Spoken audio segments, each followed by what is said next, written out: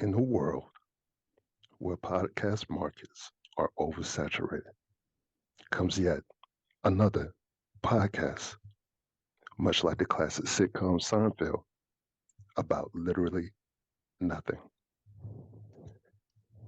No women hating content, no conspiracy theories, no true crime stories, no faux, dangerous, ignorant, misleading, or purely wrong financial advice. Just a group of people talking about whatever the hell they want. From creators Lionel and Sean, with a revolving cast of guests such as Jennifer, the J.E.'s, Melody, Lewis, and a host of others. The But Peep This podcast. Listen and subscribe on YouTube. Expect anything.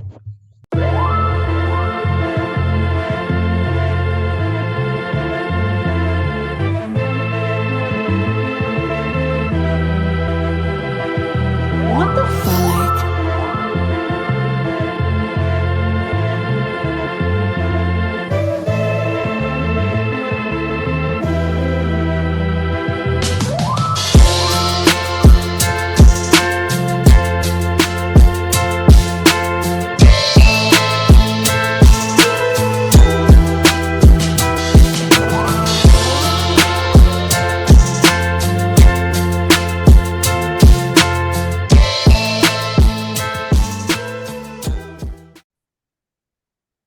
And good evening, ladies and gentlemen. This is the But Peep This podcast, the podcast where we talk about whatever the hell we want. I'm Lionel. You got Jen, Lamar, J.E.'s is here. Sean is not here tonight, and we wish him a speedy recovery. He is in the hospital, ladies and gentlemen. He has dysentery from the beaver jerky that Lamar gave him. This is not a joke. This is happening. The This is beaver true. jerky did in fact happen. It happened, and we haven't heard from Sean since. So we're assuming he's sick with dysentery or some early 1900s stomach issue. Tularemia. What Lamar said. Wait, hold on. Tularemia is What? the disease you get. Why are you hopping up and down? Be still. It's the hang on. I I'll think put it his- on the table. I think his laptop was sitting like on his lap. So Yep, whatever. that's what it was. Be There we go. still. God damn. So, damn it. I can never get through this whole introduction. Do us a favor, pause the video, hit subscribe, like the video, leave a comment, good or bad. Say it with your fucking chest. Follow us on TikTok, Jen holding us down over there. Follow us on Facebook, Sean's holding us down over there. Black People Meet, J.E.'s is holding us down over there. Farmers Only, Lamar's holding us down over there. Just in case they ban TikTok, y'all, we gonna be on that Black People Meet, posting content like a motherfucker. Y'all think we playing? Farmers Only, y'all gonna be matching with But Peep This. Talking about going out on a date, y'all gonna be on this podcast with us. You like walks on the beach? Lamar do. You like Pokemon cards? You like anime? Jennifer. You a fucking neo soul fan who loves herbs and enlightenment and shit? J.E.'s is your guy. You want to talk about the fucking weather? I'm your man. Speaking of weather, I just heard the rain coming down. Oh no, I just Yeah. looked at the radar. Y'all good. Huntsville gonna be getting a fucked right now. It was pouring here this morning though. So yeah, no. Yeah, I've been looking at radars all day. I didn't get any work done today. just cause. So with that being said, welcome. Yeah, we haven't posted any episodes in the past couple weeks because we are busy people. We got shit to do. You know, if y'all want to see more content, we need more followers so we can get paid. You feel me? Because if we was making $1 million an episode, that's what 5 of us who are on here, 6 of us are on here. That's like what? Damn, 6 going to $1 million. To 150-ish piece. bit more than, but Yeah, a little bit over that, like 1.8, 180 grand a episode. Yeah, we can live off of that. We can make that shake. Yeah, absolutely. So, with that being said, welcome again. Let's add some songs. You know what? Before we do that, well, while you do that, while you get everything up, um, just a bit of education for people, only because I was just reminded of it recently.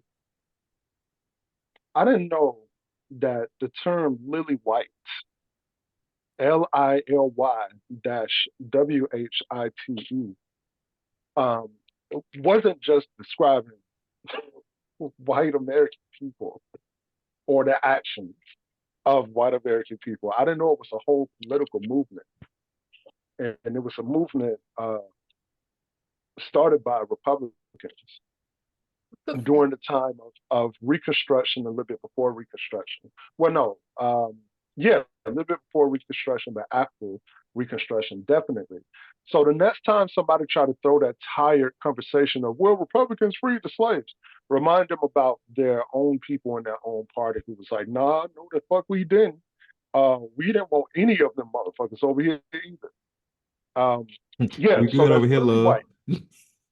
L Lily dash WHITE. White. It's a Lily White. Look it up. It it's an interesting piece of history that people don't really talk about when we're using them terms. It's kind of like when I did that video about where we get the phrase "I don't like Mondays" from, and how dark that phrase is. Like, is when you learn where it comes from, he's like, ooh, maybe I shouldn't be saying that. So, yeah, piece of education. All right, we're not gonna add 2 minute songs tonight. As black pastors would say, we're not gonna hold you long. But then again, all Just of us up here is have long fun. winded as fuck, and we could sit here and talk all night. So here we go. First song.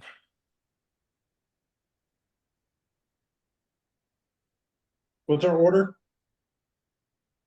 I'm going first, then J.E.'s, then Lamar, and then Jen. Go. Here we go. Jen Blossoms. Till I Hear It From You.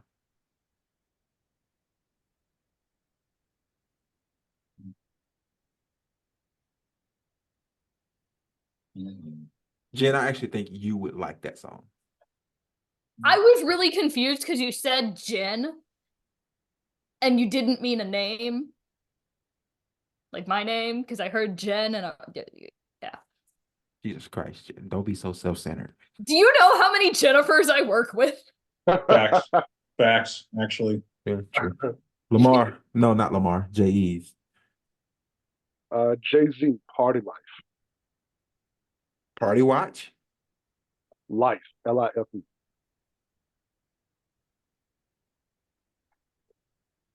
Lamar. You know what? I'm gonna save you some time. Challenge. We're gonna save some time today. Gas station flowers. Song check. Hold up. It's not on there. I almost guarantee you that. Oh, goddamn. Look at that. All right. I'm a lie then. Guarantee that. I can guarantee. It's not up there. I can guarantee that. Look at you. All right. Fine. Watermelon moonshine.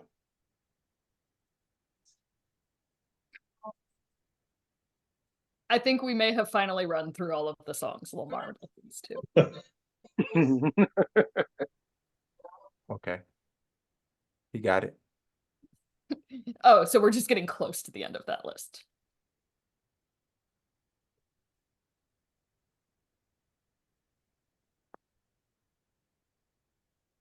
All right, Jane, come on with it.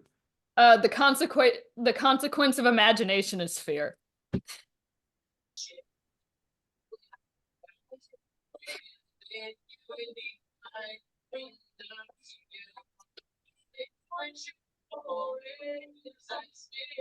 Okay, so I'm not gonna challenge this song. All right. Okay. I just are you okay? Song titles are not supposed to be this fucking long. And and Baby, I gotta know, what is the song about? Or is it self-explanatory? It came up on a playlist of songs Baby, for villains on YouTube, and I really liked it. okay, Lionel, I think you added the wrong one. Consequences of Jealousy was not the one That's she not said. what I said, Lionel. yikes. My bad. I said the consequence of imagination is fear.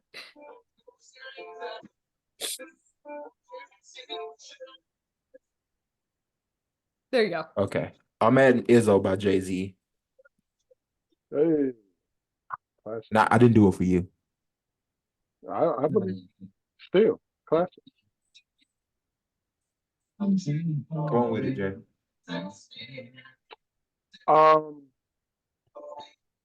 Okay, I got one. And I had to go look at the name to be sure I remember exactly what the name was. It is by My Chemical Romance. The song is Honey, This Mirror Isn't Big Enough for the Two of Us.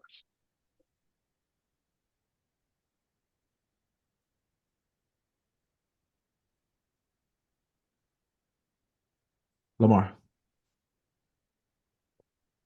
Okay, one second, go pull it up. And then a second ago, where'd it We'll go? come back to you, Jennifer. I can't hold. Wait. No, I got it. I can't help falling in love with you. By who? Fuck. You just looked at. Come on, Jennifer. Yeah, because a lot of Elvis people Presley. got Thank you. title. Because I think I know what song you're talking about, and it's probably gonna get challenged anyway. So come on, Jen. Oh no! Challenge. Fuck that. No, they're better artists who made that song. Well, the one I want to put up there, I don't think is until he picked the right one. It's challenged. The one I want to put up there is I don't think is going to be on Spotify. Actually, she might. Let me look it up. You know what's crazy? I can even admit that Elvis don't sound bad on that song. I just think there are better artists who. Yeah, but on GP, fuck Elvis.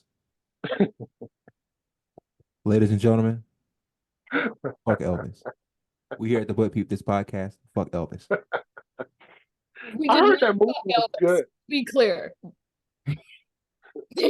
Yeah, let's keep it a buck here. There. Fuck Elvis. All right.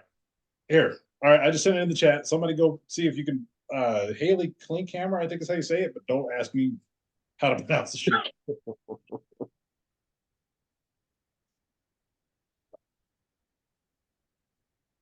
Oh wait, it's just somebody did a cover on YouTube. Is it streaming? I know she's got some level of music shit. I just don't know what it is. You know what's crazy? You can Google that song. Oh fuck! Look at that. Hey, sweet. Now hold on, because this is on the further review. Mr. Ease, I need you to go listen to that song real quick. No, hold up. I just wanted to Google to find better artists who have sung it. Because there are a lot of them. Hold up. I think probably the most Elvis, but okay, here we go. No, fuck Andy Williams too. Oh well, a little bit. Who else?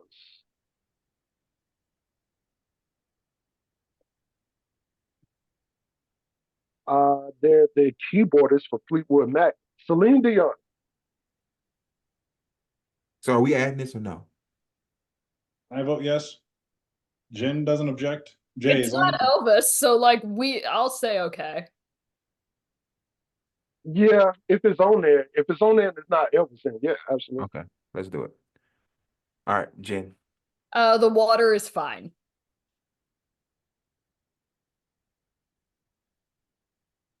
There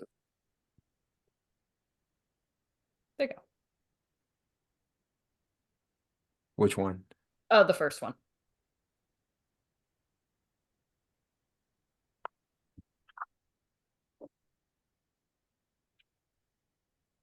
I'm adding Party Like a Rock Star by Shop Boys. Oh, okay. All right. All right. Hold on for a second because I got to change my headset.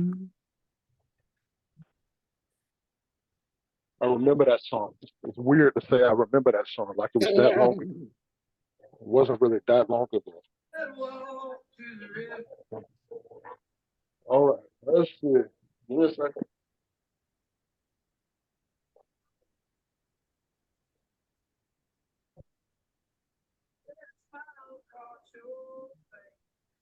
All right, let me turn this one off.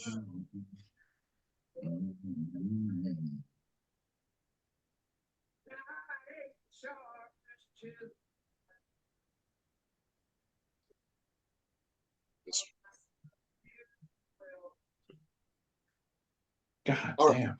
Sorry about that. Okay. Um, my next song is gonna be okay.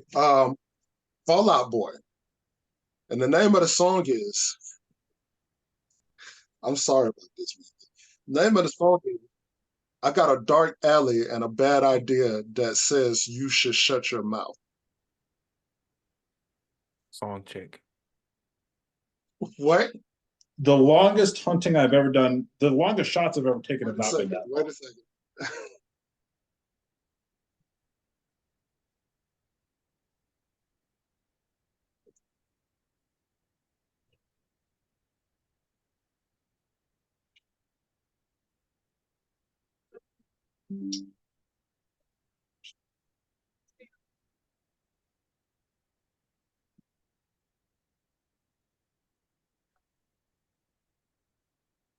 Lamar. I got to drop.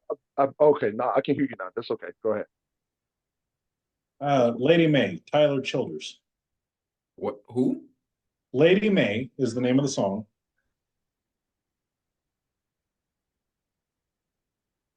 Tyler Childers, third dead down.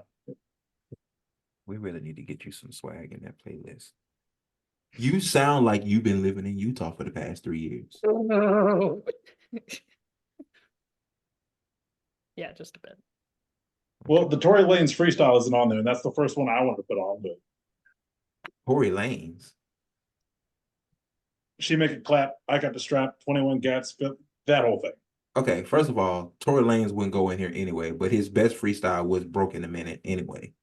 Okay. Nah, I will admit that freestyle that Lamar is talking about is great, but GP. fuck that nigga. Just GP. fuck him to eternity. He's short and bald headed.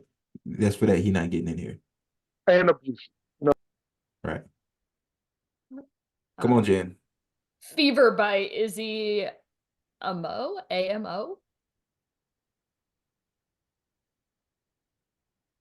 Yeah, it's that top one. I am adding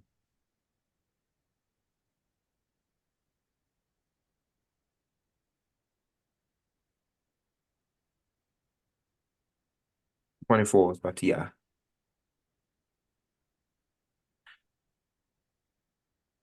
That's a really good. I don't fuss with that.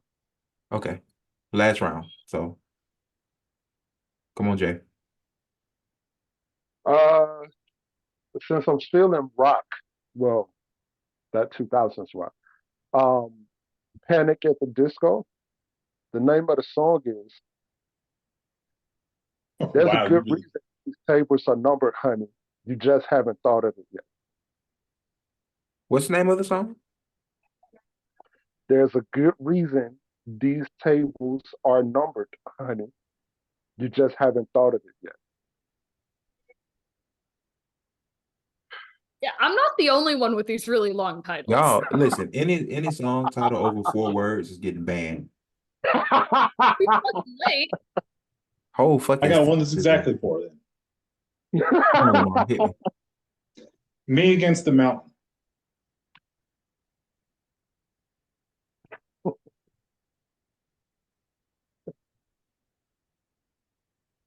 Yep, top one. All right, look. All right, Jen, you're gonna make it 550 and we're gonna cut it. Start a War by Valerie Broussard.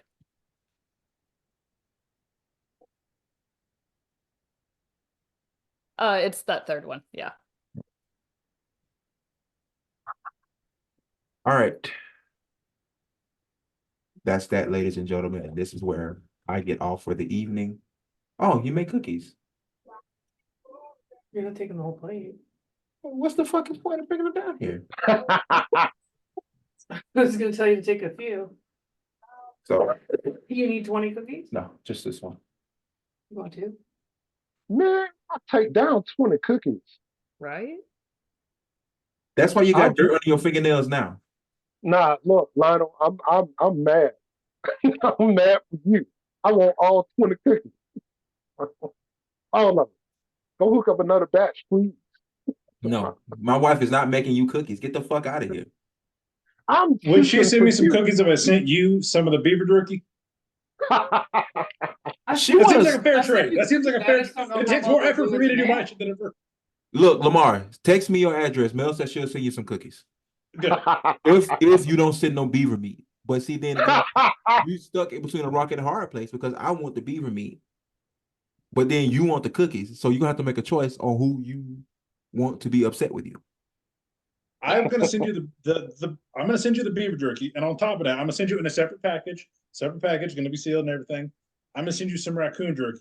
I don't know some don't. PTSD shit from when we got into this fight with that Don't raccoon. send no coon jerky over here. I do you. Jay, did he ever tell you about when me and him fought a raccoon? No. You tell this story before I go. And it was 100% Lamar's stupid ass fault.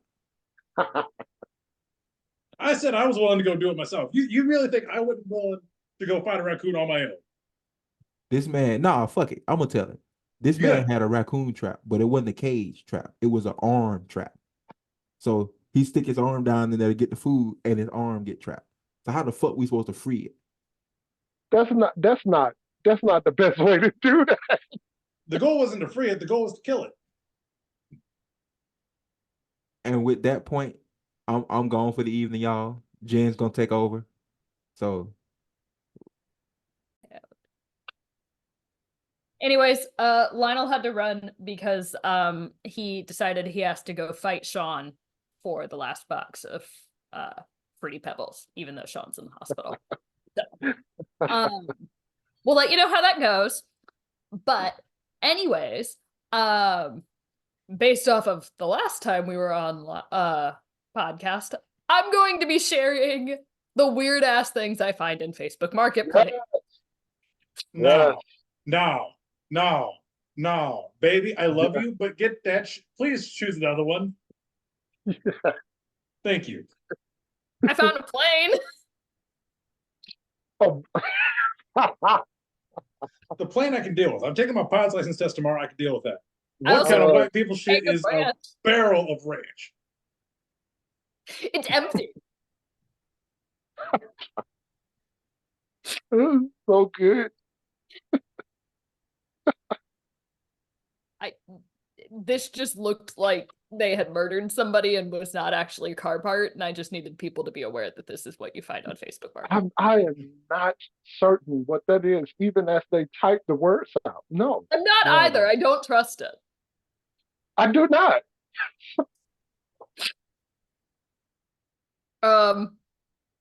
Why is this in my Facebook Marketplace? Woo!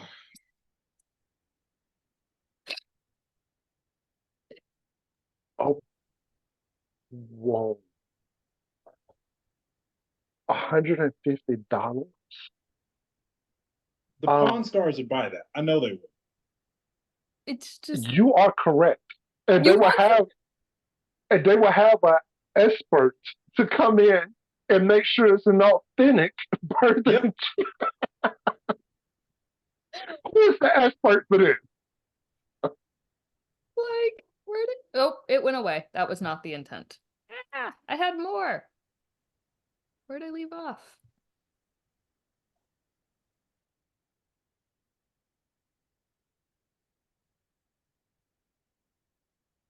Didn't mean to do that. Share the screen. Okay. Yeah, no, I would love to see the expert that would pull in for this. These were just really creepy.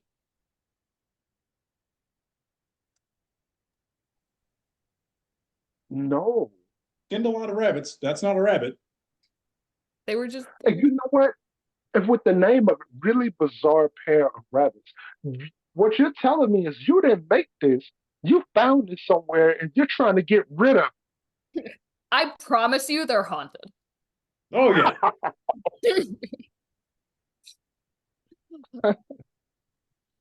I also found a fire truck.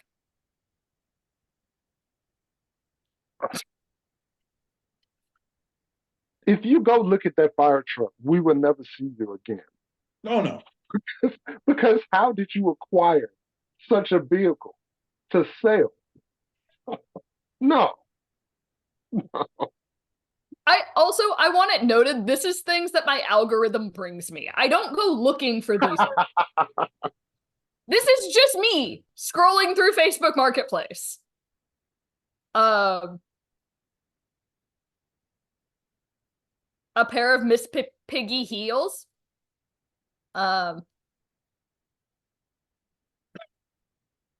Those are kind of cool though. They're kind of cool, but I'm not sure how I got here. That's a fair point. Also not sure how I got here. The vinyl pig remote control holder. That's a sex crime. I'm convinced that is. I don't know why, but that is a sex crime. Just hands down, it is. I'm sorry. That's what that is, baby. Yeah. This very odd table. But I'm interested. For what's the price? $45. That's not a bad price. It's not. I have questions, but like they're not the weird questions. I would use it as what they call a conversation piece. Yeah. Like, yeah.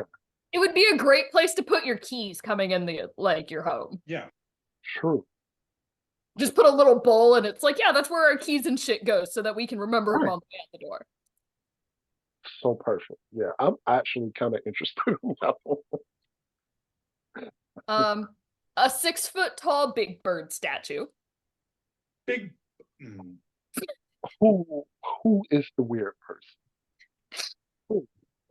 No, okay. I take that back. I didn't have it, but I used to work for a company called Nanny Can where we used to babysit kids for military retreats, and we had one of those. Now that I think about this, but it's still weird. Like I don't know where we got it from as a company, but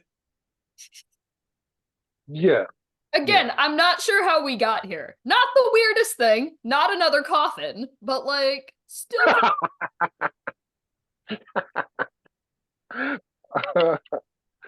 Oh man. A fiberglass grizzly bear. I can't eat it. Damn, really? That's, you know what? I don't even have any words after that response. I have no opinions. I have none. Befuddled is what I am. Vintage what? $1,000. I would have messaged that seller and say, "You got to be shitting me," because you know that would fit perfect. Baby, stop laughing at me. You know it would fit. Redemption. Yes. Redemption. Quick on. Yeah.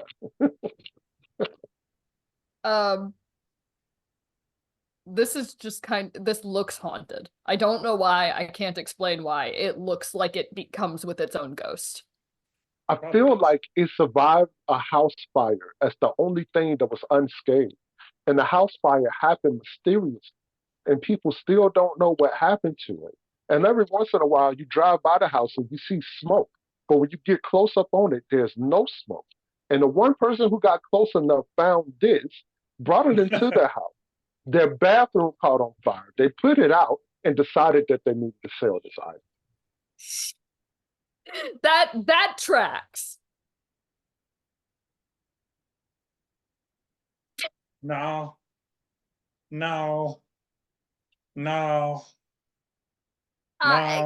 This is horrendous. Baby, no. I love you, baby, but your algorithm is that way for a reason. I'm not going to ask you anything too personal, but I do want to know what you do be doing in your. My algorithm's all sorts of messed up. And the other problem is I keep clicking on weird shit. So like. So depending on the history of this, I understand the 700. But Also, if there's no history, why is it 700? Like, it has to have some significant history, but not so big where 700 seems like a disrespectful low price. I'm gonna bet it was So, an yeah. That's probably what that was. Mm, mm, okay. they were using Super creepy. to advertise that you could put stuff in the top of the lid of the Starbucks cup, and honestly, it's one of the weirdest pictures I've ever But found. why would you choose that as your example? Kenny, That's I'm not gonna my lie, question. you scared me so bad because I thought this was going to be like a fetus abortion type shit. But honey, I'm not gonna lie, I got scared because I'm like, even I can recognize that's crazy on a podcast. Oh, Oh, good and job, then, you scared me this time. and then it just goes back to get out of my swamp. All right. So I'm not familiar with the capabilities completely of Zoom, but I just sent the video to the group chat that I think would be interesting if we can play it. And just to give you a bit of background, the title is When You Get Random Dad Lore Out of Nowhere. And now I want to burst in on my kids and just start giving them random dad lore for no apparent reason, whether it's true or not. I have been getting random grandparent lore for a little bit, and one of them was recently finding out that my grandmother used to faint so much that my great grandmother would turn around and go, "Again, Peggy?" And she just stopped doing this at some point. It's so disrespectful. I I was want gonna to say, know. night night. I want to know what number of things did you get to where you're like, oh dang, come on, man, really? Then the next one is like, look, man, I ain't gonna keep picking you up. You gonna stay there. You gonna stay there. Then you get all the way to the point, like, damn, again. It's whatever. Okay, I'm gonna put something in, and I want to ask y'all if you think I'm crazy for this. I got a big ass cutting board, and I put it up in the chat. You guys can see it. Now it's 2 feet wide by 4 feet long. That's a door. It is. Okay. I thought it was a refrigerator laying down. Okay. Now, also in the chat, I just put up the reason why I have it. Hey man, I come need on. something that size. That about evens out. Is this crazy anymore? Yes.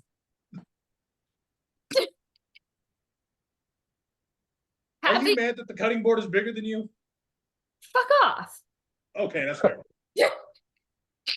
Can you imagine opening the group chat out of nowhere? Like, hey, let me see what they're talking about. What the? I'm waiting for the day that I open the group chat to Jennifer. What the fuck is this music?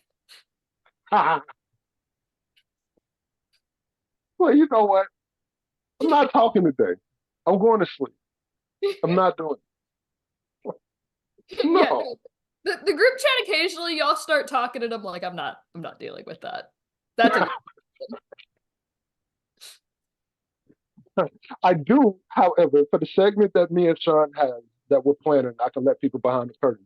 There's a segment that we're going to do twice a week where we're going to make it, and I will edit it. I don't know if it's going to be exclusively for TikTok or other platforms as well, but we're going to take a song on one day of the week, a song that everybody should know, a mainstream song.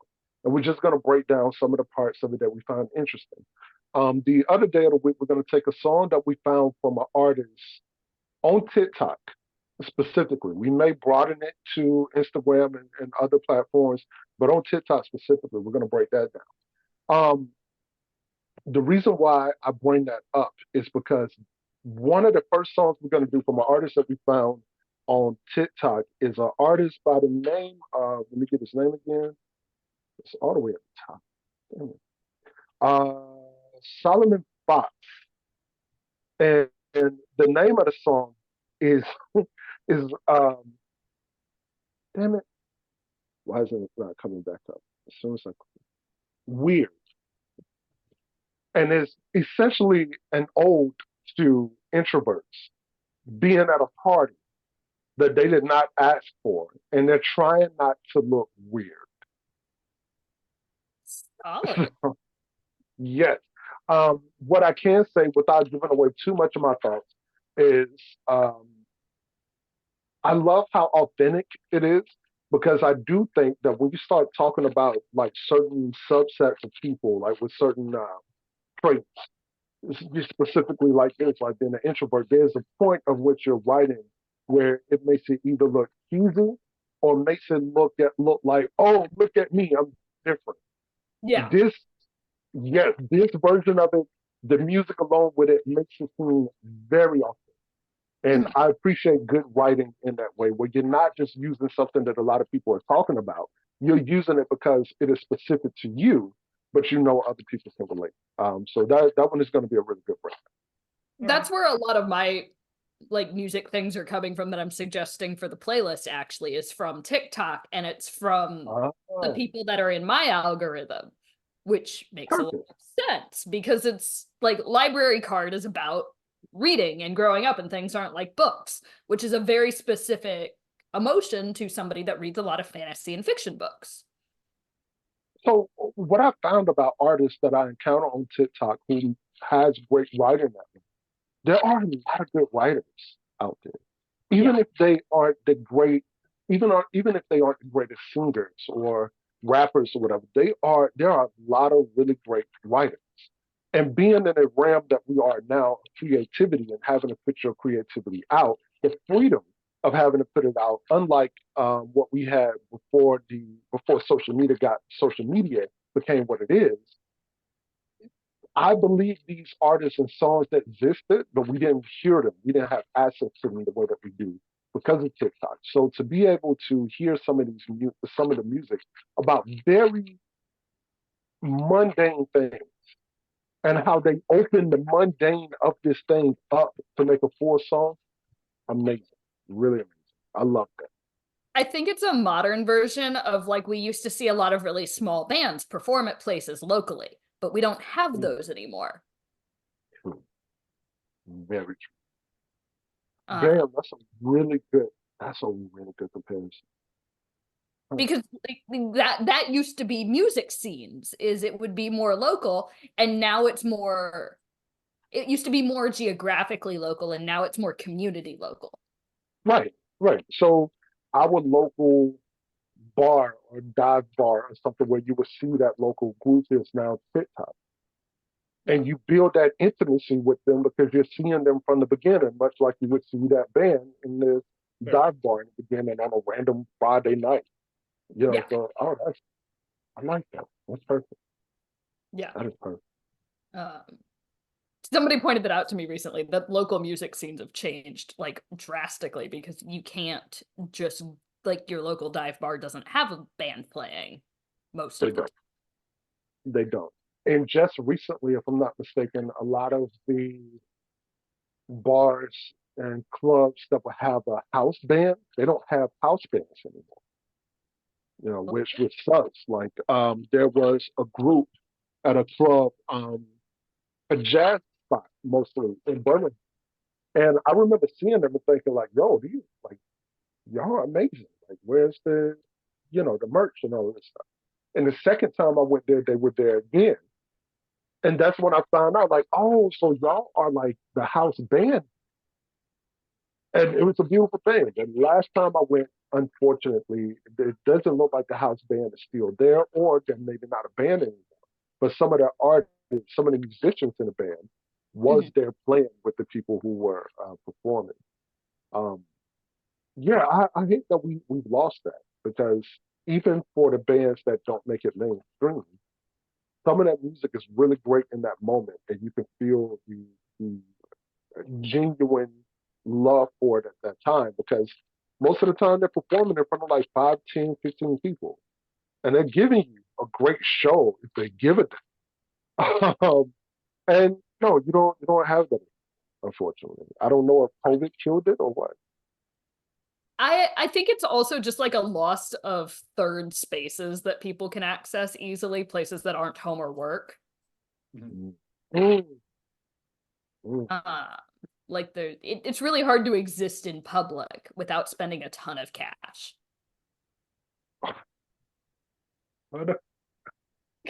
What a heavy ass sentence. Damn.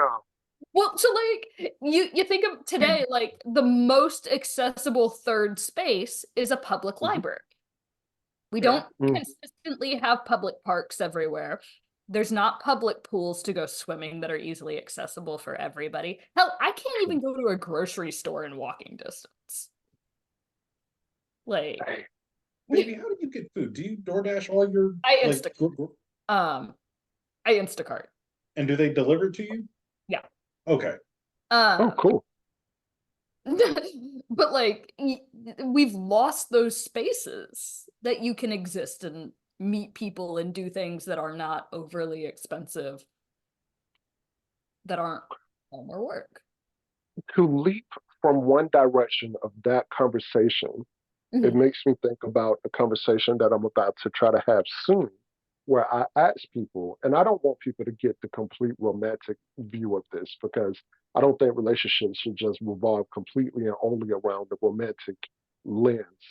Yeah. Where I'm asking people, do you feel like you should have to teach someone how to love you? And one of the first answers I got was no, because I don't have time for that.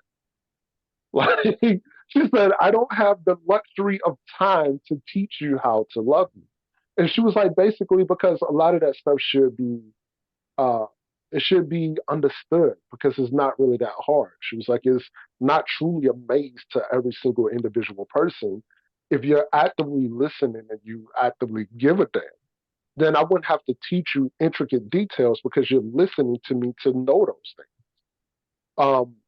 And I think that that should be the same for, like I said, it shouldn't just be romantic relationships. It should be platonic as well.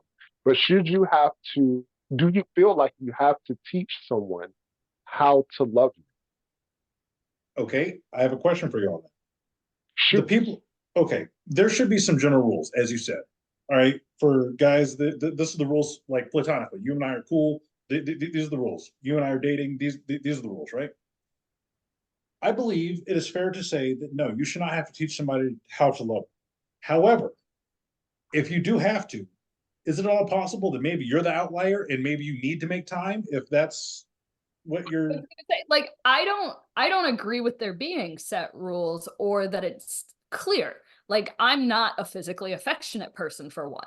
So like people have to say like when I make friends that I know are physically affectionate, something I introduce is that, hey, I'm not going to initiate physical contact, be that a hug or whatever. It's not personal.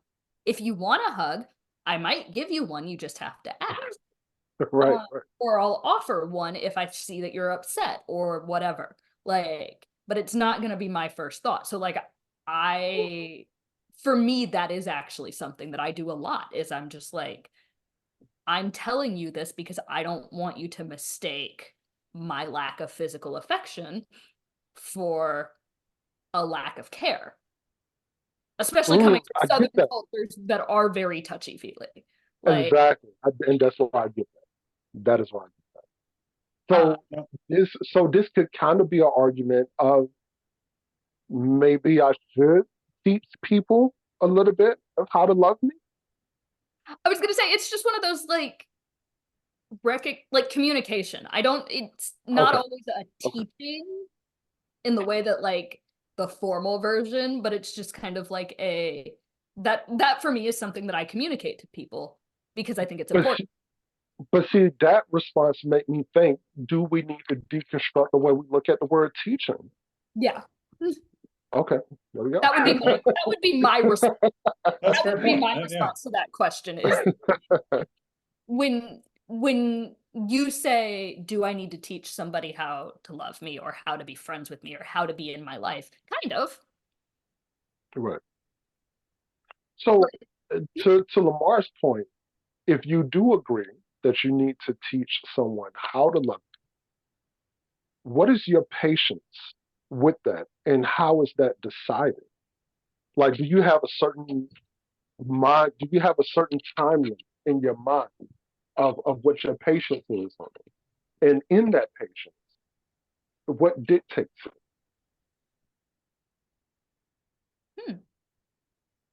I think some of it would be their like recognizing that I'm probably learning about them too.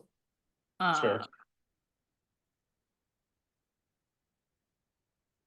But it depends.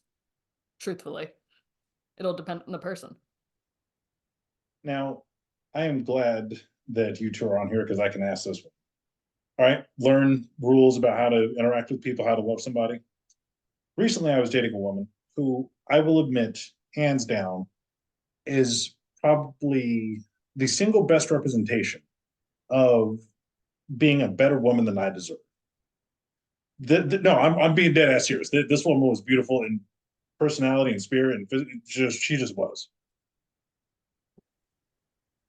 One day, she had come over to my apartment as I was on podcast with y'all, and I said something to her, okay, baby, what's it about? She got mad about that. Now, she's from Georgia. I'm from Alabama. Baby is not the first. This is not a unique thing. She's mad about this. And because I'm flippant, I can't just go, okay, honey, I was wrong. I'm sorry. I had to ask a question. I go, okay, well, this is a past relationship. Everything's cool. Everything's fine. So, well, I don't care. Wait. And Jen, I'm sorry about the gender thing on this one, but I had to make an argument. Are you telling me you don't care about other women's consent? Or is okay, you know what? All right, I understand. Could have done better there. I do think that perhaps I could have loved her better. I know I could have, at least in theory, but in practice, I don't know that I'm capable of it. My question, is it on the responsibility? Who has the responsibility to learn the other person and accept the other person first? Well, so like that's just a question of, are you willing to change that about yourself for that person? Okay.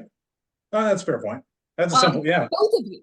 For both of you. That's not just a you question. That's both parties involved. Is that a change you're willing to make? If it's not, it's not. I think it is a good point to put to the individual, because for me, luckily enough in this marriage, we don't have many disagreements. We never had. I got really lucky on that, and I think she would say the same. Like, we got lucky on that. But one of the things is that, and it's going to play into some of the stereotypes of what men have always said about marriage, but I'm not looking at it from that lens, is that I will sometimes say, you know what, you're right. I was completely wrong on that. Fair. And what I was saying, and what I was saying that is I don't say it in a way that makes it seem like, okay, I'm done with the conversation. I say it to deliver it genuinely, because I don't want to be in that mode. But if I believe that what it was that I was saying was just that right, then what I'm believing on the other side of that statement is it will come out that it was just that right for me. And I'm looking even past that. I don't need her to say, you know what, you was right about that. I'm not looking for that. I don't want that. And if she do come and say you was right about it, I say, how about that? Huh. Anyway, what we eat?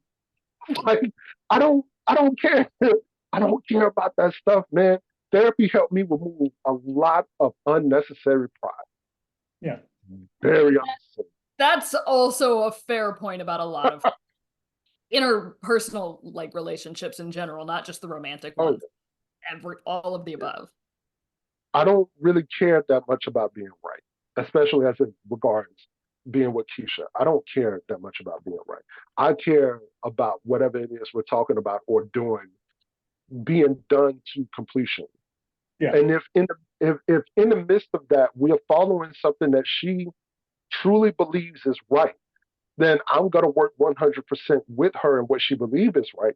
And I know I've married a smart person. So if we're in the middle of that and she see that she was wrong, I'm not going to be like, yeah, I told you so. I told you I know this shit. It's like, you know what? Cool. Let's just retool. We got this. Come on. So, nah, I don't do all of that ego shit. Like, I'm not interested in that. Jay, I got a question for you on this one. Was it age thing or a time thing or a counseling thing or what that got you to that point? All All of it. Okay. Damn.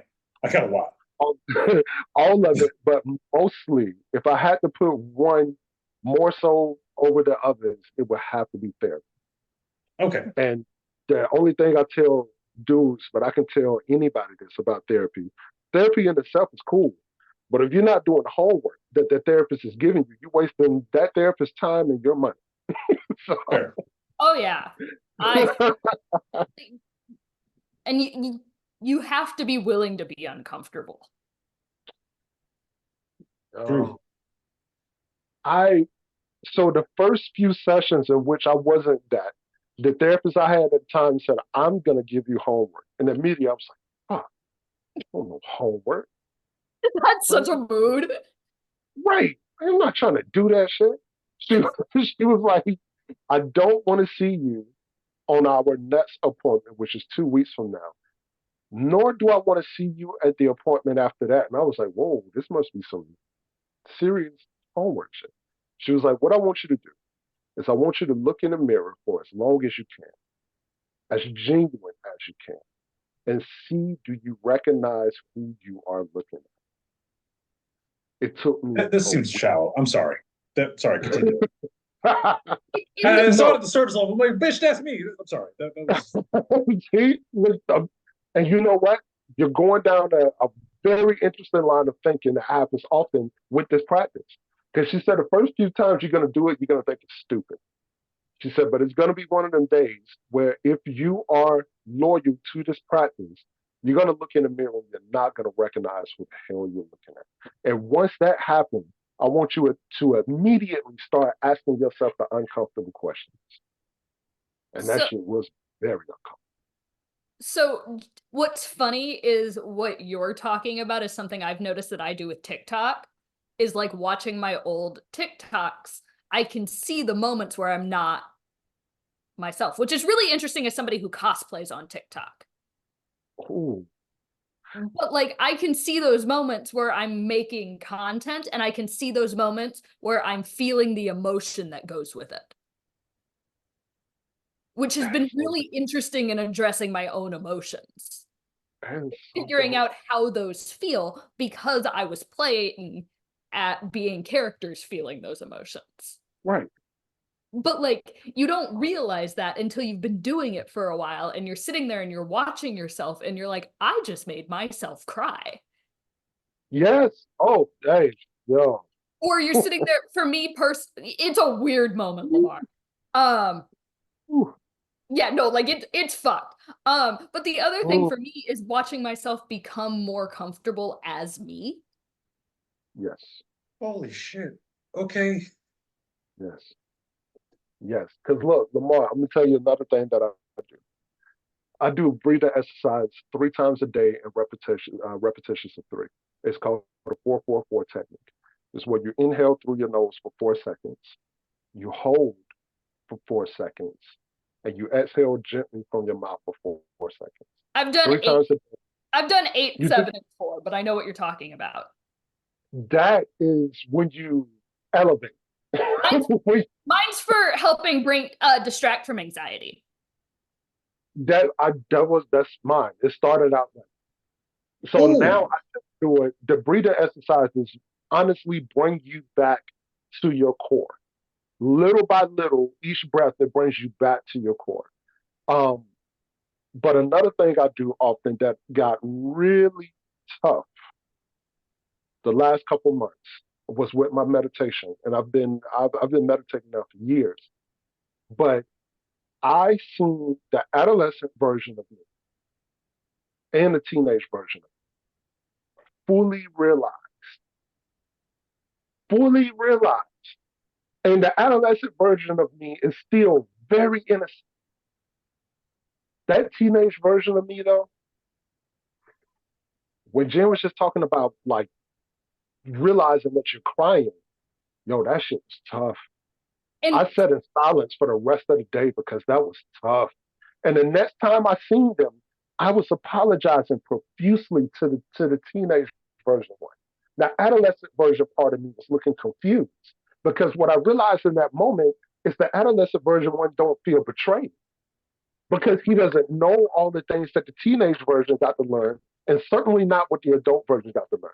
The teenage version one tried to tell me that it was okay, but the adult version of me know that I cheated the teenage version one from trying to fit in somewhere. My teenage version That was shit hurt. angry, and I didn't express anger, and I didn't realize Mm. that until I started making TikToks.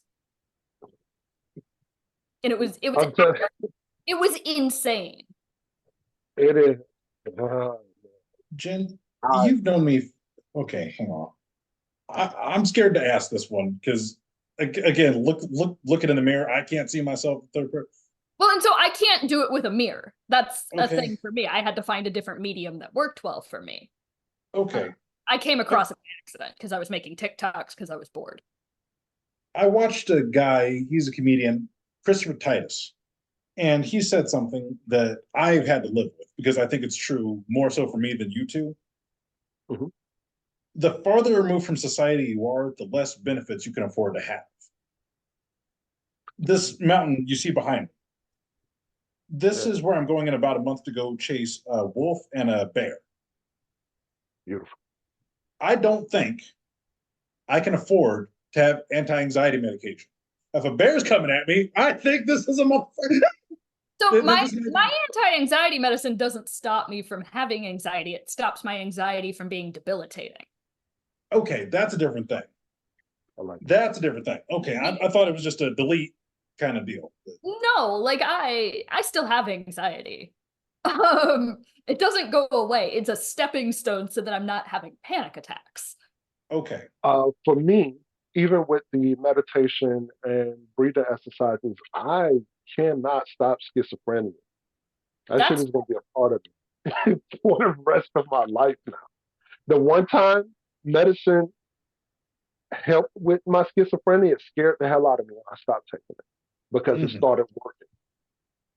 The voices got lower, and one day they weren't there at all, and I felt like I had to learn how to walk again.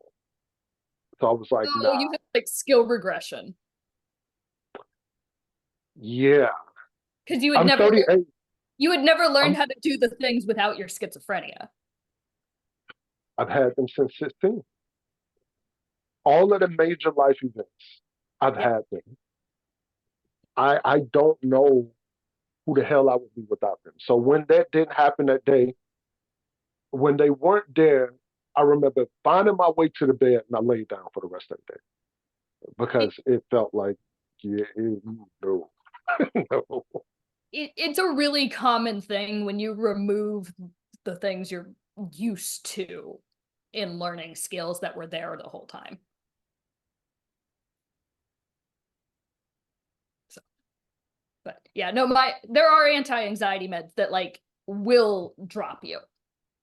Those Damn, are okay. very different than what I take. Okay. Right now, I'm in the process of getting out of the military, and they're doing a mental health exam and everything. They go, okay, you've been to Iraq multiple times, you've been this, that, all that. There's 4 different classes of PTSD that you can have for the VA rating for the disability they'll give you. I don't think I deserve any of it. That's But not an uncommon view for people with PTSD. you'll see why in a second. I would be. Damn, That's not an uncommon view for people with PTSD. Yeah. It's an excellent response. You'll appreciate why I say I don't think I deserve any of this. If you meet one of the 4 groups of criteria, then you classify as group 1. If you meet 2, you group 2, and so on. Mhm. The 4 that I qualify for, being socially aggressive. It's the first one. Okay. Second one is I forget what the second one is exactly. I'm paraphrasing. Having relational trouble due to PTSD. Okay, cool, got that one. That's fair. Number 3, having sleep trouble. Cool, got that. That's fair. Number 4. Number 4 is why I think I don't deserve it. Is because if you do any recreational activities that are dangerous, Now do you see why I say I don't deserve it? I don't deserve it. Now do you see why? Like, part of this is a PTA. You're just. Oh, shit. Okay. Do you get this a little bit now? Do you like? I mean, That's a different viewpoint. Understood. it's like, all right. You get 10% back. I give you a rebate. That's all. Very That one requires starting from what was your normal before PTSD. Yeah. That shit right there is really hard to find too. Because I talk about that in one of my men's mental health Mondays, where I talk about mania. I thought it was impossible to recognize mania when you're going through a manic episode, but what I found is if you know what your normal is, then you could figure out if you're experiencing mania at the moment or you are. Because basically, in mania, your highs are very high. Your creativity is amazing. You cracked outside of your introvert cell just a little bit to be more extroverted. The sun is brighter. Everything is great. So in that moment, it's understandable to not stop and be like, hey, am I all right? Because why would you want to end a good thing? But you have to be present enough with yourself, for yourself, to be like, wait a minute. Because the other side of mania is as high as the highs are, the lows are the same intensity. They are very low. And if you haven't recognized mania, you won't recognize it until like the next day or 2 days or 3, depending on how long it's stretched. And you're going to feel like you was just waking up from a hangover. There's decisions that you made that you have no plans on following through. Hopefully you didn't spend any money because it's a different person. But if you have worked enough before you experience mania, if you worked enough with your meditation, your breathing exercises, your mindfulness, you can break through mania in a moment to say, whoa, wait, all right, this is mania. Ride it for a little bit. Don't do anything, anything too aggressive, anything too harsh, but recognize what it is that you're in. So it's also a good thing to know about yourself when you're starting medicine, because a lot of mental health meds will make you feel a little off for those first couple of weeks or couple of days, depends on what you're taking. Mine's a couple weeks because the SSRIs take about a month to kick in properly. What is an SSRI? It's the most common antidepressants. I had one when I was a teenager. I used to take Paxil for I was going to say depression. there's about 4 or 5 like common ones, and they build up to help control things, so they take longer to kick in. It also means that like when I started them last, my mood was awful, or I was as close as I've been to mania in 2 weeks. Because I was building up the chemicals that helped balance my brain. So knowing that wasn't my normal and recognizing I'm on new meds was important. The last thing I would say about this conversation before we move on is the mania thing is interesting, right? Because I have created some amazing shit while in the middle of mania. True. I've written shit that I've read back, like, wait a minute, like, I'm almost certain I stole this. Let me Google this and see, right? But it's weird as it sounds. I think there's a way to make mania work for you if it happens to you often, and you recognize that it happens to you often. I think there's a way to, once you get to the point of recognizing that you're in it, but still allowing yourself to go through it while on one side of your mind knowing that, hey, this is what this is, then you can probably, work it to your benefit, especially if it boosts your creativity or just boosts your mood in the moment. Is the only hard thing is finding out who the hell you are on a random Wednesday at 1:28 p.m. when nothing special is going on. If you know who that person is, then you can recognize maybe. Yeah. Okay. Jay, I got a question for you, and I'm going to ask you largely because I believe you have the background to tell me about this. Okay. the United States government is strongly suggesting, which is not technically an order, but it's basically an order. Take these fucking meds. Chill out. Which, to be fair, yeah, I need that a little bit. That's fair. You're almost 30 years old. You haven't even thought about getting married, but you have thought about getting into a fist fight with a Wolverine over a bear leg. Yeah. You did okay, a little bit. Okay, you need a little bit. That's fair. I love it. All right, fair. I can bring it down a peg. That's fair. Is it wrong for my own health, not for the United States government? Fuck them. For my own health, is it wrong that I don't want to? Baby, why is that funny? Just the fuck the United States government. General mood. Understood. Continue. Is it wrong that I don't want to take medication for two reasons? First of all, having seen you guys describe it, this is more complicated than any military operation I have ever been a part of. I have jumped out of an airplane from 5-digit heights into another country in the dark and walked across the desert to go capture somebody. And that was less complicated than the shit you guys are explaining. I don't want to deal with that. That's the first one. Part of it's that I'm lazy. Second reason is really unlikely, but there's enough complaint about it to be somewhat valid. Okay. Some states, not a lot of states, some states will go, okay, every time there's a mass shooting, all right, we need to change gun control laws. All right, PTSD, people with PTSD and the better, well, we should look at them for red flag shit to take their guns. I can see it. Not everybody in the military do I want to have a gun. I'm a keep a G. I'm in the military. I teach people how to use guns. And yeah, so if you're not in the military, I actively control your access to firearms. Outside the military, it's just whatever you got. Right. I don't want to take these medications for those two reasons, but I also realize I'm doing it potentially to my own detriment. From your own perspective, what you've seen of me and know of me, what do you think would be better or worse choice?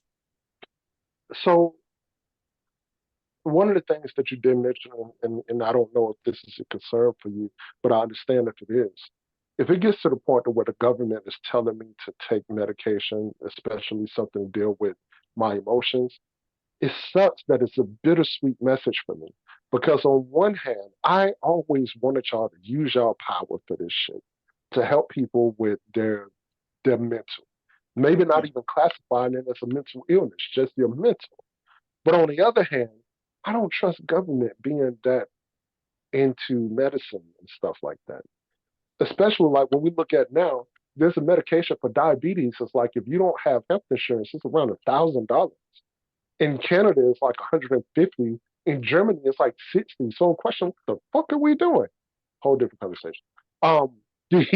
What I would suggest, because I'm not against medication, although I'm not on medication currently, is the lowest dosage that they can give you in the beginning.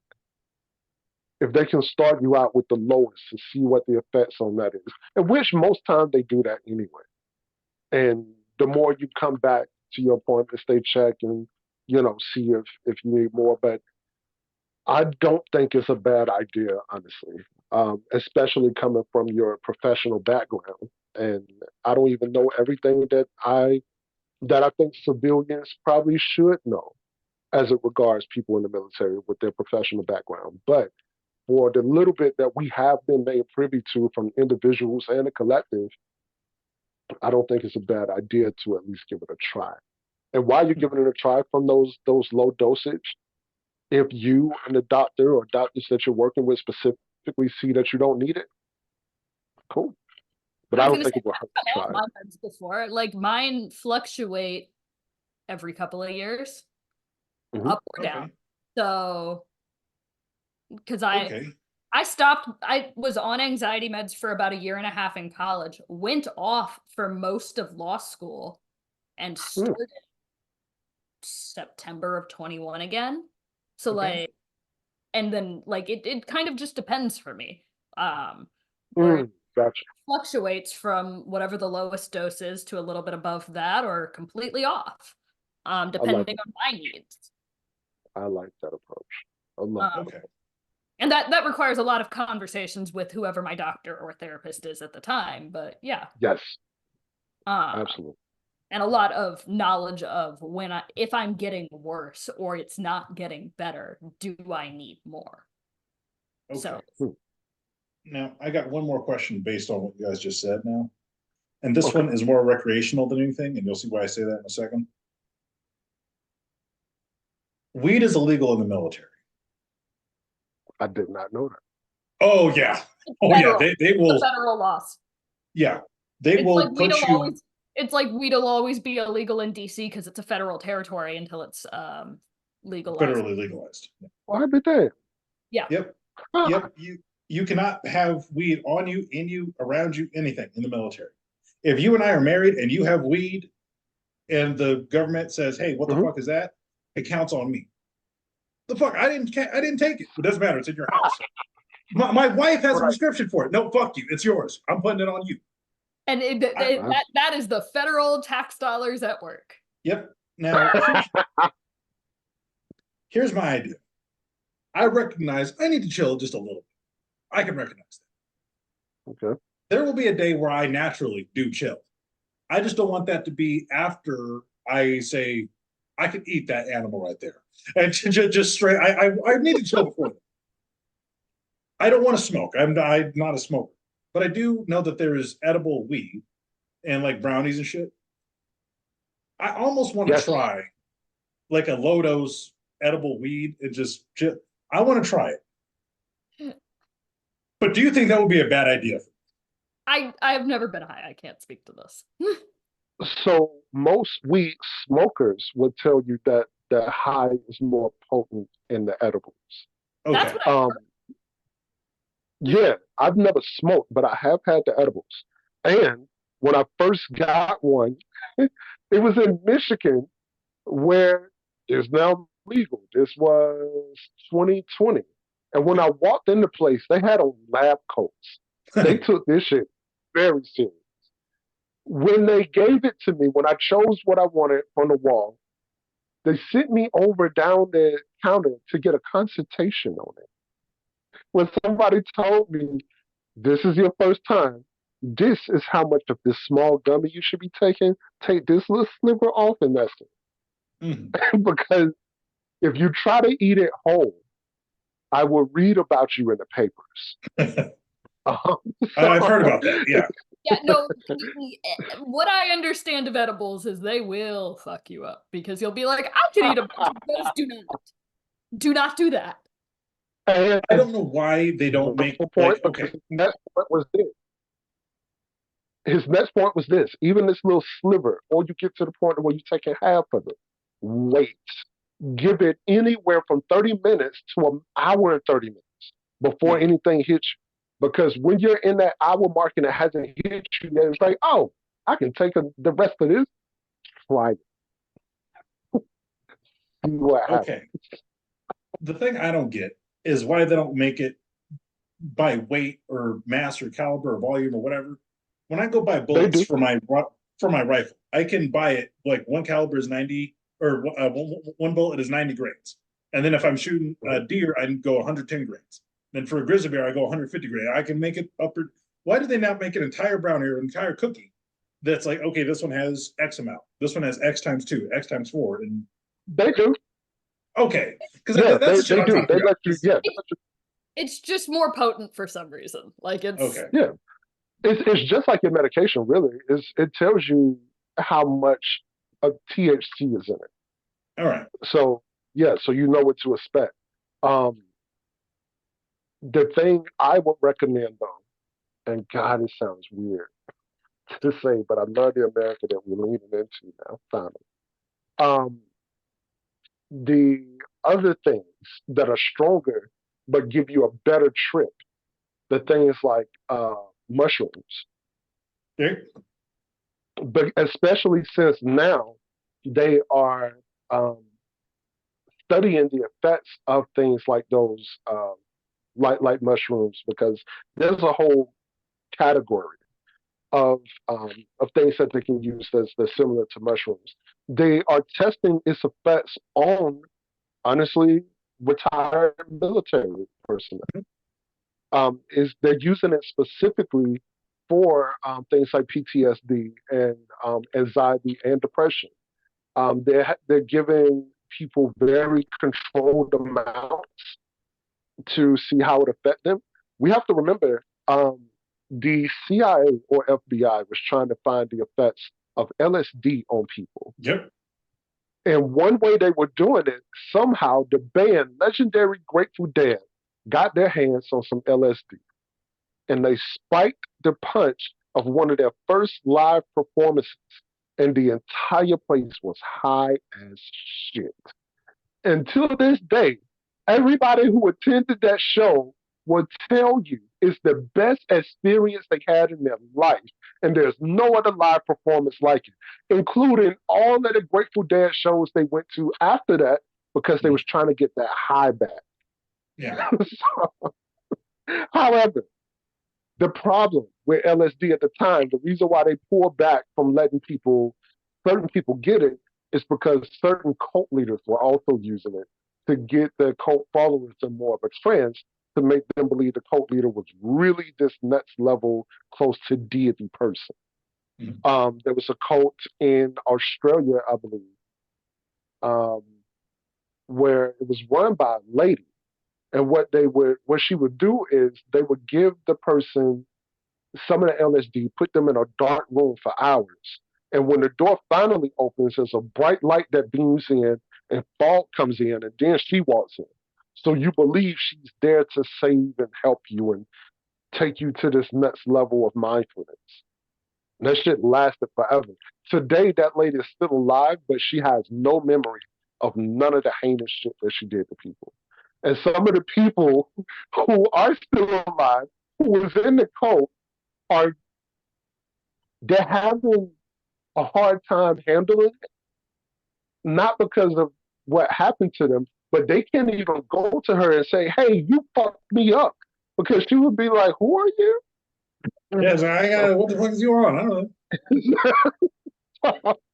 So yeah, but we finally getting back around now to the time where there are medical professionals using things like LSD and mushrooms on people for a bunch of their mental illnesses and things that's going on in their minds. So I would absolutely recommend that if you could find it somewhere.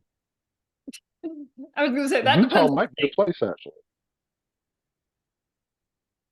Oregon is the one that seems to be most open to it right now. Yeah, I do know that, and I'm not surprised that Oregon is the state that is the most open to that. On a totally different point, I realized last week something that I've been doing for the teacher for a while now that shows the level of love, true love that I have for this lady. If I try a dish for the first time and it's amazing, the only thing I could think about is, I got to get Keisha some of it. I got to get her this shit. She got to taste. True love is when you get a dish that you enjoy, you want to share it with the people in whom you love. Because you want them to experience this level of love that you just had. And it don't have to be romantic. It can be your platonic relationship. Sharing good food is it is it is beautiful. I have a live every once in a while where I ask people a very philosophical question of what does it mean to be human? That is the first question. The second question is the one that has something to do with this. The third question is a good one, but still, the second one is, what are the forms of love, meaning love of music, love of art, love of food, that you believe best shape our humanity of what it means to be human? And my answer always is, I can build on the other, but my answer is the love of food. The reason why is you think about, just take America. You don't even have to look around the rest of the world. Take America. Different regions of this country have different delicacies and the things that they enjoy. And it even breaks down to a certain group of people, whether it be Black American people, Haitian people, Irish, et cetera, et cetera. And these foods, a lot of times, are foods that you grew up on, foods that you can think about having your parents or grandparents make. that were great. That when you think back to greater times when you were younger, you think about these foods. Then as you get out in the world and you experience new things and meet new people, and these people know nothing about these foods. But these are the foods that you felt love and peace through. So whenever you get a chance, you always want to try to share those foods with these people now that you've met, that you love, that you think are interesting. And having that love of food to share with somebody whom you love and care about, to get their opinion or to have them feel that same level of love and peace, beautiful example of humanity and what we are as human beings. Absolutely. Definitely. The sharing of beautiful. Love Now- it. Food and warm drinks. True. Ah, yes. Yes. My go-to in college, and still my go-to if I am physically around the person. I'm like, do you want hot chocolate, tea, coffee? I have all of the I can verify that you do be on that. That is, baby, I love you. And when I was deploying, I did this a lot to people too. Like that is my go-to. the So, best I'm trying cup to- of tea, Oh, no, go ahead. Go ahead.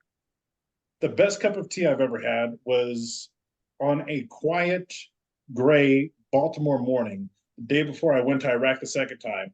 She made it for me. I got to see her right before I left, and I got to tell you, I went. There was a lot of hell going on in that deployment, baby. That got me through a lot of bad days. I'm gonna keep it G. So thank you. The way you describe it, I can see this day because I've been to Baltimore before. I know what a gray day in Baltimore looked like. And quiet, though, is the interesting part, though. So, Well, it wasn't quiet in Baltimore, but we were sitting in a hotel room, and the Ah, lights okay. were off, and it was just gray in the room, and she was drinking, and it was quiet, and it was like, okay, that's it. I'm also Okay. the definition of not a morning person. True. Oh, so look, I've been trying to get in my tea game lately because I've had great tea in my life before. I don't remember the specifics and everything. And because of that, now I'm trying to find the necessary teas for specific moments. What is my calm down, relaxed tea? What is my tea to get me to sleep and stay to sleep? What is my tea that I just want to enjoy and not think about all that much? What is the tea that'll blow my mind? So I'm trying to get I'm trying to figure out these different teas. Where do I find them? How do I prepare them? What's the best way, et cetera, et cetera. Yeah. I haven't been into tea for a while, even though I still like it. I drink a lot of coffee now. Gotcha. I used to drink a ton of hot tea. That was actually originally why I got a Keurig, is I drank more tea than anything else, which is really funny. I had a lady make tea that had like a hint of lemon. I love lemon in my tea. Oh, okay. I don't know what else she put in it. I don't know if it was just regular sugar or honey or what, but I felt like I remember sipping that tea and asking this lady, "Are you trying to get me to propose to you or something? So Because what is this? What is this that you just gave me? You never felt this. Like I can feel it coursing like through like everything. What is in this tea, lady? What are we doing here? What's going on?" my favorite thing, whenever I visit my mom in Arizona, there's a little tea house that is run by an older British woman near her place, and it is so good, and we're just like we're gonna go have a tea party with Yes, anybody who wants to go. I want to do that shit. I want to have a tea party. And I regularly dress up in ridiculous ways, and my mother's Yes, I want "Why to do do I that take shit too. and I'm like, because I have yellow sunglasses and we'll go to a tea party with you, Mom. I want to get so extra that I am dressed ridiculous, walking into the tea party with the one arm behind my back thing. And I It's want to do some ridiculous shit like so that. fun, and the place is just like they've got a wall of teapots, and like Yeah. this place is aggressive, but it's a great fun. It's a great way to try like the different teas and then figure So out. let me ask, should I get a teapot or can I do it like I seen this one very amazing lady in the hood in Montgomery. I still don't know how I ended up in her house. I think I was with somebody else. She was brewing it in like a regular boiler on a stove. Should I get a teapot or can I get away with the boiler? I was gonna say my roommate does it with a pan and just boils water that way. You don't want to you don't want to over steep it because then it's gonna be like gross. But that I found that out. I didn't know that. you will make that mistake. I make that mistake. All right, cool. I want to be extra about this shit, about me realizing this shit. I want to make content about my tea time where I use the pot and all of that. I want to be using it, like pouring it with the hand and yes. You're going for Uncle Iroh vibes over there. Yes. I want to sip it with the pinky up. I want to do all of that shit. Yes. I want to build a ridiculous. I already do something on every Tuesday anyway. So I might have to find a day for this one. But at the end of every Tuesday, I listen to Leonard Skinner's Tuesdays Gone, where as many Tuesdays as I can. Sometimes I can't fit it in. And I drink a simple vodka with cranberry. Stop. And yeah, and I just review as much as I can remember or care about from the previous week while listening to Tuesdays Gone. And yeah, just something that I do. I like doing this random shit that means nothing really to nobody but myself. That's the best kind of shit. Yeah, the best kind of shit. Yeah. And what I'm realizing now is since people are listening to me on TikTok, in which it's a little bit of damn mistake, they shouldn't be doing that, is that I should be looking at some of these things, these opinions that I'm sharing, as potential content. The bittersweet thing about that, it's on the sweet side, it's like, yeah, I would enjoy making more content. On the bitter side, it's I don't want to get to the point of the things that I do for myself, making them things for content. I struggle with that sometimes. Yes, because I feel like it's going to take away from the genuineness of the thing. Well, and so part of my thing is that I don't want to turn it into only content. I don't create these things because they're content. Okay, I like that. I see what you want. I see you. I was gonna say, so like I create the things because I enjoy it and it's fun and other people enjoy it, and that's a nice perk. Yes. But first and foremost, I do these things for myself. And that's what I want to keep the focus on. And I can see very easily sometimes where I'm like, I need to take a day off. Right. Like that's Jen, where I want to. Well, I don't know why you do your content stuff. I don't do it a lot. I do it mainly for two reasons. One is so my family can see me, because I got family all over the place back east. Because my family genuinely gets to see me 1 to 2 weeks out of the year. Lucky. If they, so okay, look, he's walking around doing his shit. Cool. Actually, so understood on that front. Yep. The other reason is because lots of people want to do things and want to learn, but don't see it. I knew that I wanted to go do hunting and the outdoors thing. My dad used to hunt years ago. He shot like 2 deer at some point in his life, but he's not really big into it. He mostly keeps guns at the house so that when I come home, he and I can go hunting. It's mostly for that. It's mostly the family. I had to learn most of it on my own. There's not a lot of people in the hunting world who look like him. I wonder if there's that's just facts. I wonder if there's anybody else out there who looks like me who would like to go learn how to hunt wolves. And okay, maybe not wolves, maybe elk, maybe something more domestic. Yeah. I get that. So it's partially for family, partially for the other people to see it, and partially just so I can say, hey, look what I did. It's cool.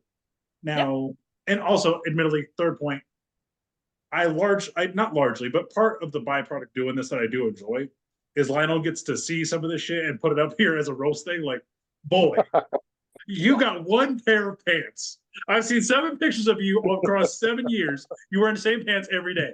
You got one pair of pants. I create because it's fun. Like my job is very high stress. True. I need Yes. to do something silly and goofy, and the other reason I do it is because, well, the reason I post about it, one was because I was tired of, originally it was just because I was bored and I'm like, I don't want all of this shit sitting in my phone, so I started posting it on TikTok. But the other thing is that, like, as I'm getting closer to 30 now, I'm like, I want people to see that you can do the very serious things, and you can also go home and essentially play dress up in my Yes. Oh, Yes. baby. I love millennial and Gen Z adults who I was gonna are so unserious that it's funny. it's just We are very unserious. Yeah. There are a few times in a month where I would remind Keisha that yes, we are parents. Why are we the adults to anybody's kids? why am I the adult in the room? Y'all have been doing this for longer than I've been alive, is a question I have asked myself before. It's like, look, I'm getting to the point now, and I know it's because of some of the gray hair, where some dudes are colloquially calling me up. I was like, no, not because I'm offended, but no, please don't look at me for any sage advice. That is your mistake. Don't do that. I am so jealous of you for having gray hair. I want gray hair. No, you're laughing. I want gray hair really bad. I found it recently in my mustache while I was recording a video for content. It was like, what is this? This right here. Every once in a while, I dye it just to see what it looks like black because it's been gray for so long. But yeah, Keisha is looking for the rest of it to be gray. So, the second I get gray hair, I am going to the nearest elementary school or middle school or something like that on Veterans Day and telling them about the time that I fought the Civil War, about the time I met Napoleon. You're laughing. I'm gonna do that. Oh, I'm gonna be a grandpa. I don't give a shit. I don't care if they're my kids. I don't care if I got permission to come in and talk to them. I'm being the old grandpa veteran. I'm telling them all the stories. I am. You know what? Next time one of these youngsters call me on, I'm gonna say, you know what? Back in my day. Yep. I feel so bad for the next generations that weren't alive when the pandemic started, because I kid you not, I walked to the dentist in the snow during. You can't tell me nothing. You can't tell me nothing. Now, Jay, like, you I got a question for you about the next generation. Now? Yeah. What's up? All right, Jay. Okay, Jen brought up a good point. I asked her this question earlier. I want to see what you think of this. Okay. The next generation is going to have a different perspective on the world than we have today, right? True. The best example of this was I was raised a little bit older than modern society is, to where it was, I believe I was the most progressive man in the state because I believed that women should have equal opportunity in the workplace. And then the next generation came down and said, well, we don't believe in gender or workplace. I'm like, fuck it. I tried my best. I don't know what to tell you. I tried. I'm sorry. I thought I was doing good. I got you. Now, in the same way, you or I or anybody in our generation or older used to believe that the all-powerful being was God. Yahweh, Buddha, whatever your religion is, whatever you call it. Do you believe in 100 to 200 years, it's possible that if God is all-seeing, all-powerful, and all-controlling, that our children's children one day may think that AI is God? 100%. In fact, you didn't even hesitate on that one. I was going to say, I said we were at a deciding point on that one. No, I would go far enough to believe that there's going to be somebody who's going to have people believing that AI is the technology manifested version of God. Because how can anything be that smart and dictate? There's AI chatbots that pretend to be Jesus. Really? Yes. I can see it. That actually makes perfect sense. In the video game Detroit Become Human, the androids in that game has a creator. And there are some, if I'm not mistaken, there are some of the humans in the game who believe the creator, there's a creator of the android and the android God. And the creator of the android God believes that the android God is God. Yeah. Doesn't he? Wait, why wouldn't he believe he's God? Because I think he believes the God that he created knows far more than he knows. And he's not questioning the technology of it. He's on a level of believing that it's this advanced because it is God. Okay, that's a different thing a little bit. Yeah. People are going to convince themselves of it. It's going to happen. My answer to that question was we are at a deciding point of what AI will look like in the future. That's an excellent point, especially considering now there's an app where you can make total AI generated basic videos, like for commercials and shit. We already are dealing with people using AI to make fake election phone calls. Oh yeah, I just found that out recently.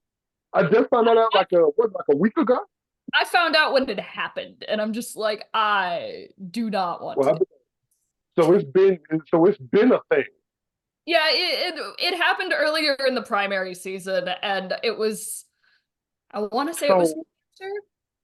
There was a guy who was manipulating AI in such a way. He was on the TikTok live, and the AI was doing the debate for him. So when they would respond to him, he would put it into his computer or his phone, and the AI was having the debate, basically. And this person didn't even know that they were debating AI at the time. And if it could be that seamless, we are in for a future where you're going to have to question even more than you question now.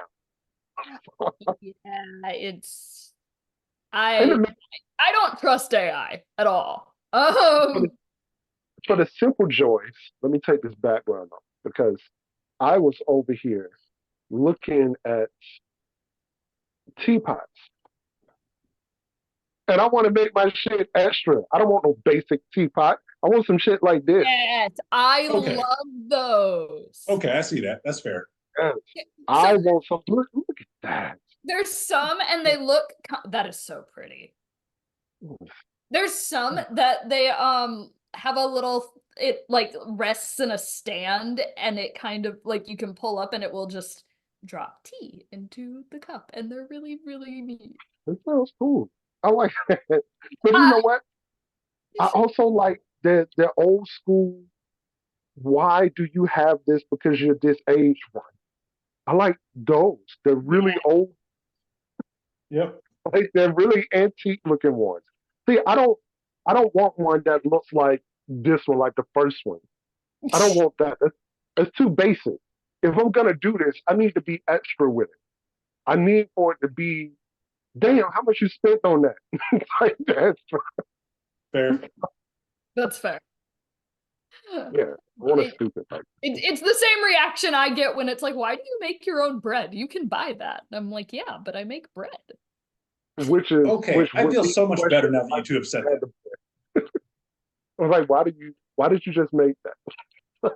Sometimes the joy is in the process of creation. Okay, I want you to explain that to Lionel next time he asks me about hunting shit. Because he really be climbing. Like, nigga, you climbed a mountain to pull a deer. Dog.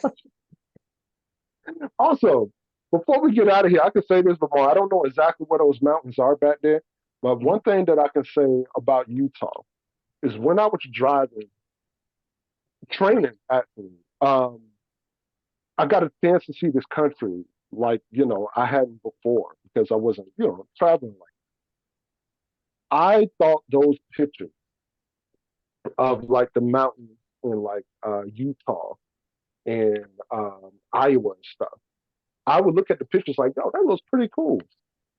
To get out there and come up a hill over a curve to see the mountains fully realized, that shit was breathtaking. I see why y'all go out there. Nebraska, where parts of Nevada is, that shit is breathtaking to see up close. And I remember almost wrecking that truck a little bit because I was hypnotized. Because I'm like, yo, this looks like the picture, but it's right there. Also, drove through a desert in Arizona. Yep. The most quiet I've ever experienced outside to be. And I I'm pulled over, convinced. and I still got the video on my Facebook. I pulled over and just stood outside in the middle of the road because no cars were coming through. It was so quiet that it would shake you a little bit. Yep. Because it's dashing. It was like I was out there. The video isn't even as long as for what I was out there. I was out there for like 10 minutes and nothing happened. No traffic, no animals, nothing. Yep. I was like, I get this. I understand this now. This makes sense. What was funny for me, I lived in Arizona briefly. I don't like being in Arizona. It feels fake, and I can't. How does it feel fake? It doesn't change. What's interesting about Arizona though is driving through the desert was cool. It was peaceful. It was picturesque. And then driving into New Mexico, coming through Arizona, going into New Mexico, is where I found a lot of peace. But what concerned me is some of the parts of New Mexico that I was riding through looked very impoverished, and I didn't know what the socioeconomic dynamics were in New Mexico. I never thought to think about those things. Yeah. And I drove through areas that looked like people were just kind of surviving. But basically, it felt, yeah. But I had to come to terms with where I was born and raised. Like I wasn't raised in like poverty. It's like, damn, bro, you struggling. But we were middle class. And it's also Alabama and a small area in Alabama. So most of the areas surrounded by me are small, and they look similar to some of the areas I drove by in New Mexico. Like I drove by a lot of mobile homes with sometimes a lot of trash outside in the front, and I'm thinking nobody is there until somebody come outside with a beer. And it's like, this shit feels like home, but I don't like that it feels like home, but I feel the peace in it. Maybe I need to sit with myself on some of this. It's a good place to retire. It is a perfect place to retire, but not to grow and live and start building your life. That is not where you want to do that.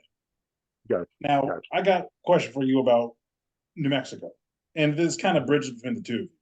Jen, I really wish I could have brought you to see this. In New Mexico, in a place called Alamogordo, about an hour and a half north of El Paso, Texas, there is a range of mountains. I forget what they're called, but it's controlled by a Lincoln National Park system.